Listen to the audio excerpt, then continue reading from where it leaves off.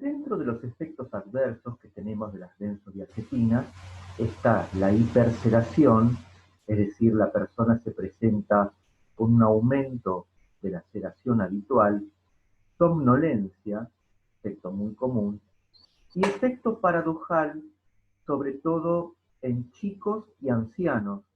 Es decir, el efecto paradojal está dado por incremento de la ansiedad y excitación psicomotriz, paradójicamente, de lo que son las acciones de las benzodiazepinas. Otros efectos adversos, resaca, especialmente los que tienen vida media larga, en el cual la persona tiene todavía un estado de somnolencia al día siguiente de su administración, tolerancia, abstinencia, especialmente con el tratamiento crónico, amnesia que en verdad en una operación o en un procedimiento es algo muy valioso. Generalmente las de acción ultracorta y de mayor potencia son las que más provocan este efecto adverso, que como decía antes, puede ser un efecto terapéutico en agudo, en, por ejemplo, un procedimiento quirúrgico, pero mantenido en el tiempo o de aparición más tardía, puede convertirse en un efecto adverso. De los efectos adversos a largo plazo, tenemos trastornos cognitivos, es decir, de la esfera intelectual, dependencia, tanto física como psíquica, y también se presume trastornos de la memoria y que hay controversia con respecto a si puede causar enfermedad de Alzheimer. El uso crónico de las benzodiazepinas altera la farmacodinámica de las mismas, especialmente en el receptor GABA-A, afectando el sitio alostérico, genera dependencia física y psíquica. Y si uno suspende bruscamente un tratamiento crónico con benzodiazepinas, va a generar un síndrome de abstinencia. En cuanto a las interacciones, las benzodiazepinas potencian todos los depresores del sistema nervioso central, por ejemplo, barbitúricos, antidepresivos y también, por ejemplo, el etanol. Por eso está totalmente contraindicado consumir alcohol en conjunto con las benzodiazepinas. ¿Qué van a aumentar los niveles de las benzodiazepinas? El etanol, por un lado, por mayor absorción y por inhibir a los citocromos que metabolizan a las benzodiazepinas, y por inhibición del metabolismo microsomal, todos estos compuestos que vemos acá, y por disminución del flujo sanguíneo hepático, el propranolol. ¿Cuáles son las sustancias que van a disminuir los niveles de benzodiazepinas? Alimentos antiácidos y inductores microsomales, como por ejemplo la rifampicina y la carbamazepina, y también las personas que son tabaquistas, por lo general, inducen el metabolismo microsomal. ¿Cuáles son los usos clínicos de los hipnosedantes? En primer lugar, el alivio de la ansiedad, efecto hipnótico, es decir, la inducción al sueño, para uso en procedimientos médicos y quirúrgicos, por ejemplo, una colonoscopía, podría ser un ejemplo de la misma. Epilepsia y estados convulsivos, se puede usar diazepam, también se usa el clonazepam y el clobazam, y en la anestesia balanceada, especialmente en este caso el midazolam. También se utilizan para el control de los estados de abstinencia alcohólica porque va a actuar sobre el mismo receptor que actúa el alcohol, que es el GABA, para provocar relajación muscular en distonías o en contracturas musculares dolorosas. Y para tratamiento en psiquiatría, por ejemplo, para uso en ansiedad crónica, en realidad en cuanto a fobias, se prefiere el alprazolam o el clonazepam. Hay que tener en cuenta que con el uso crónico las benzodiazepinas causan dependencia y tolerancia, dependencia tanto psíquica como física, ¿no? Entonces en ese caso se prefieren también otros compuestos. Y para la dependencia alcohólica, para tratar los síndromes de supresión, se prefieren benzodiazepinas de acción prolongada como por ejemplo el lorazepam.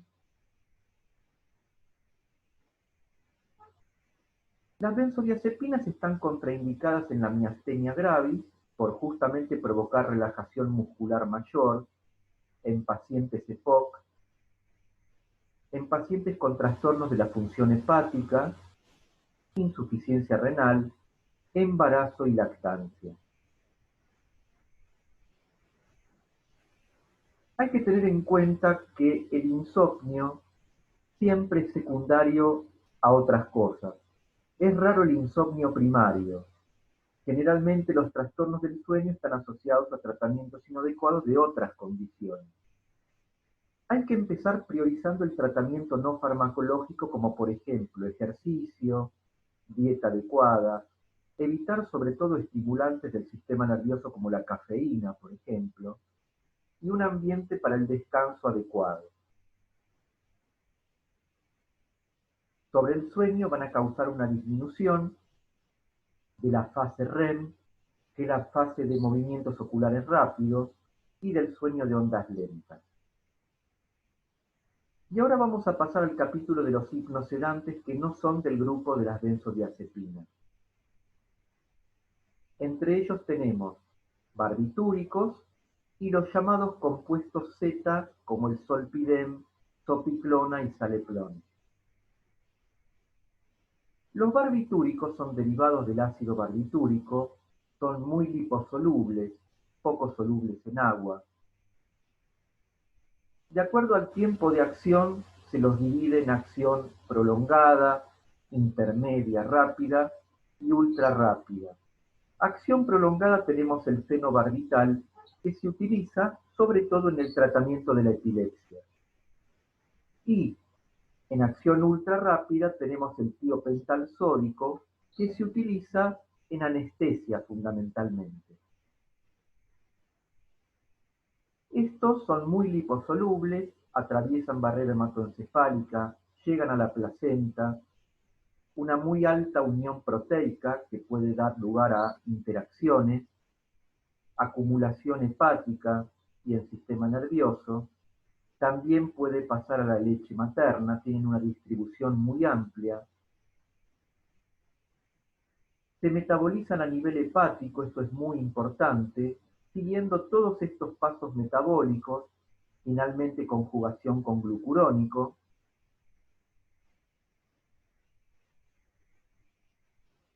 Son drogas ácidas con excreción renal. Generalmente cuanto más liposoluble es el compuesto, menor se excreta por mayor reabsorción renal y viceversa.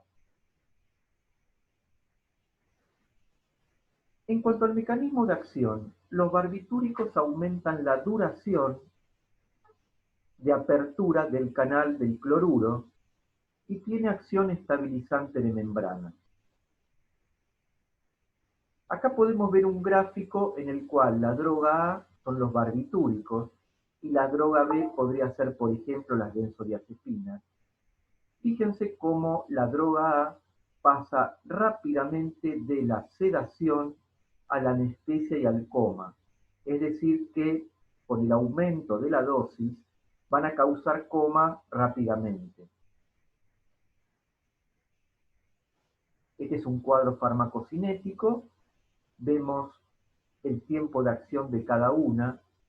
No hace falta que sepan los valores, sino simplemente a título informativo. Fíjense cómo de alguna manera la duración de acción del tiopental sódico es muy baja. Cuando uno termina el goteo, rápidamente deja de actuar y empieza a actuar muy rápidamente. Los barbitúricos son uno de los compuestos más inductores de varios tipos de citocromo. Y si uno quiere tratar una intoxicación por barbitúricos, la alcalinización de la orina dándole bicarbonato endovenoso solo favorece la excreción del fenobarbital. Presentan todos los grados de depresión respiratoria, son depresores vulvares y también pueden provocar hipotensión y bradicardia. Es decir que son fármacos de un bajo índice terapéutico, de un bajo rango terapéutico, que rápidamente pueden llevar a la muerte en caso de sobredosis. Pueden provocar menor motilidad gastrointestinal. Recuerden que no son analgésicos, son solamente hipnóticos y aumentan el tiempo del sueño. Otros efectos adversos: broncoespasmo, laringoespasmo, son depresores respiratorios y pueden dar anemia megaloblástica por uso crónico. Pueden dar tolerancia cruzada, dependencia física y psíquica y también síndrome de abstinencia. Otras acciones en cuanto a la intoxicación con barbitúricos tenemos mareos, ataxia, disartria, nistagmo, somnolencia y finalmente depresión respiratoria que puede llevar a la muerte. Otras acciones: hiporreflexia, hipotensión arterial, estupor y finalmente coma.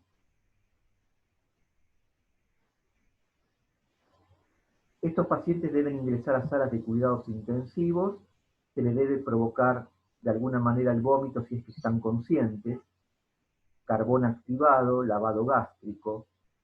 Se le puede dar bicarbonato de sodio para eliminar por orina, por ejemplo el fenobarbital, hemodiálisis y asistencia respiratoria mecánica hasta que elimine la totalidad de los compuestos.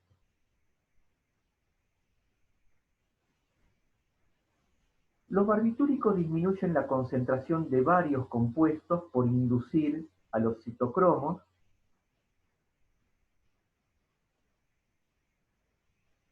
Fíjense cómo son muchos los compuestos. Simplemente tienen que saber que pueden disminuir la concentración de otras drogas que se eliminan por medio del citocromo P450. Puede potenciar a otras drogas depresoras. También el ácido acetil salicílico, como tiene una unión proteica muy alta, puede desplazar a los barbitúricos de la unión a proteínas, y esto puede inhibir la metabolización de los antidepresivos tricíclicos. ¿Cuáles son las indicaciones hoy día? Sobre todo anticonvulsivantes, como por ejemplo fenobarbital, abstinencia, como anestésico el tiopental sódico, que en este caso se va a usar también en el traumatismo de cráneo con aumento de la presión intracraneana para disminuir el metabolismo cerebral por ser un estabilizante de membrana. Y ahora pasamos al capítulo de los compuestos Z, como el zolpidem. Son agonistas selectivos del receptor GABA-A de un subtipo omega. Son útiles para el insomnio de conciliación, es decir, para la persona que no se puede comenzar a dormir una vez que se acuesta, induciendo en este caso el sueño. Como son más selectivos de los receptores de tipo BZ1, va a ser útil para la hipnosis. Estos compuestos se administran por vía oral, tienen una vida media corta, sin metabolitos activos, por lo cual al día siguiente no generan una acción de resaca. Hay que tener precaución en el fallo hepático y pueden provocar igualmente síndrome de abstinencia como las benzodiazepinas. Efectos adversos: puede traer trastornos de la conducta, trastornos psiquiátricos, por ejemplo síndromes disociativos, trastornos a nivel de la esfera de la conducta con amnesia del episodio. Hay que administrarlo siempre inmediatamente antes de dormirse y no antes, porque si uno lo toma antes de ir a dormir mucho tiempo antes, puede traer estos trastornos de conducta o psiquiátricos. Y el antídoto es igualmente que para las benzodiazepinas el flumazenil. El flumazenil es un derivado de la 1,4-benzodiazepina, es un antagonista competitivo del receptor de las benzodiazepinas de tipo GABA, va a antagonizar los efectos sedantes, hipnóticos, pero en cuanto a la depresión respiratoria es menos predecible su uso. Hay que darlo frecuentemente porque tiene una corta vida media, puede dar síndrome de abstinencia y también se puede usar en la encefalopatía hepática donde se cree que el receptor GABA cumple un papel importante. Bueno, esto es todo con respecto a las benzodiazepinas.